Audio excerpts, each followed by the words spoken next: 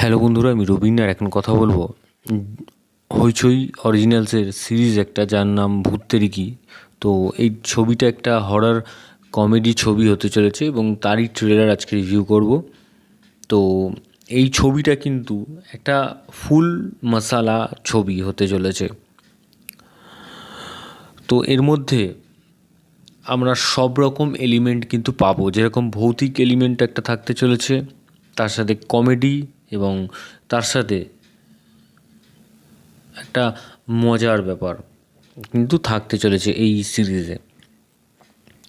তবে এর গল্পটা হচ্ছে যে একজন ডিরেক্টর মানে চিত্র পরিচালক, সে একটা ছবি বানাতে চায় এবং সে ছবি বানাতে চায় যে মানুষ মারা গেলে তারা যখন যে মানুষ ভূত হয়ে যায় তাদের নিয়ে, মানে তারা কি করে না করে। তো সেই রকমই তারা একটা বাড়িতে ছবি শ্যুট করতে যাবে এবং সেখানে গিয়ে তিনটে পেতনির সাথে তাদের মানে সাক্ষাৎ হবে, যে তারা সেই বাড়িতে থাকে এবং তাদের তিনজনের তিন রকম ক্যারেক্টার এবং সেই তিনজন একসাথে থাকে এবং তাদের সাথে একটা মানে তাদেরকে নিয়ে একটা ঘটনা হবে এবং ভূতে মানুষের প্রেম হবে। তো এরকম ধরনের কিছু ব্যাপার স্যাপার রয়েছে। তো সব মিলিয়ে কিন্তু ট্রেলারটা বেশ মজাদার এবং সিরিজটা তো তোমরা দেখলে বুঝতে পারবে।